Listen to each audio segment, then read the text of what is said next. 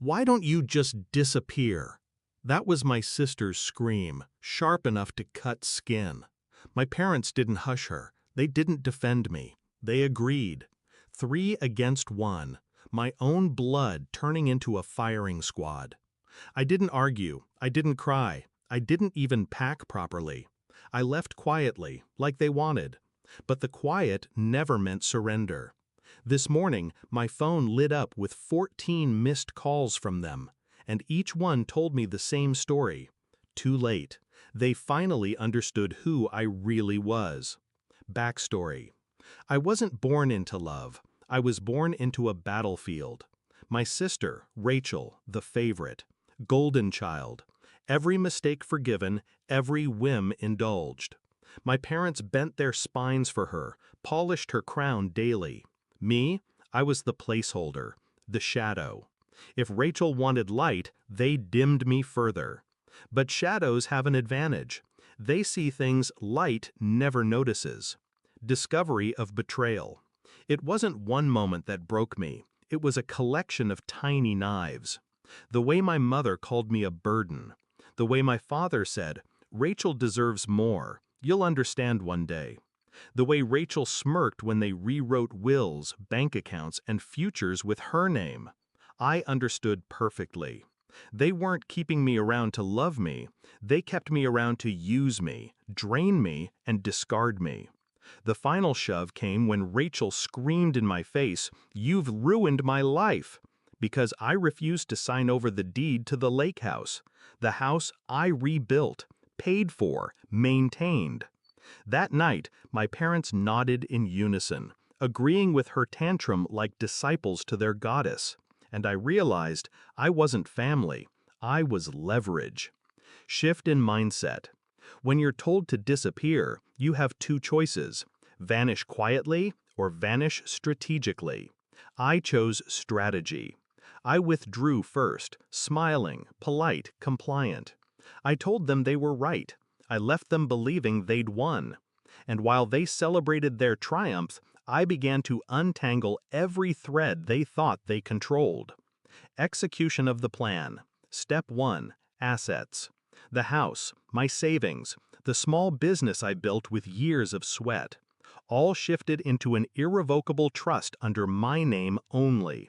Lawyers, signatures, airtight clauses. Rachel's name didn't appear anywhere. Neither did my parents. Step 2. Exposure. Rachel had debts, gambling, credit cards, whispers of fraud she thought no one knew. I collected everything: screenshots, receipts, records. Then I made sure the right creditors had her direct contact. Let them chase her, not me. Step 3. Withdrawal. I cut every financial tie they could possibly exploit.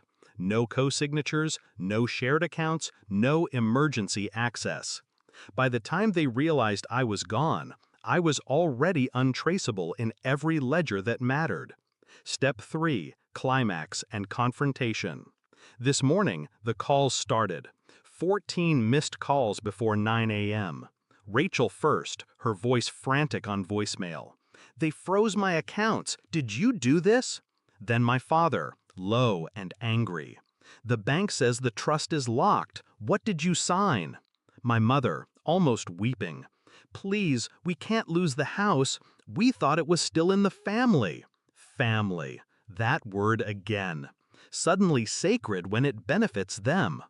I let the phone buzz, watched their desperation pile up. Each call was another stone on their collapsing tower. Finally, I answered Rachel's 15th attempt. Her voice shook. "Is this your doing?" I let the silence stretch. I wanted her to hear her own panic echo. "Yes," I said. Calm, controlled, final. The payoff. There was a pause, then a sob, then the realization breaking her from the inside out. They thought they stripped me of everything, that I'd walk away empty, broken. But I walked away holding the deed, the trust, the power. And I didn't just walk away. I left them standing in quicksand, the weight of their own greed pulling them under. Resolution. They wanted me gone, and I am gone, from their house, from their dinners, from their hierarchy of favorites. But I am not gone from the world. I'm building something, bigger, freer, untouchable. They're the ones suffocating in the ruins of their own entitlement. When Rachel screamed, "Why don't you just disappear?" she thought she was burying me. She didn't realize she was burying herself. Because disappearing wasn't my defeat. It was my weapon. And this morning, with 14 missed calls, they finally understood what disappearance really means. Not silence, not surrender, but the cleanest form of revenge.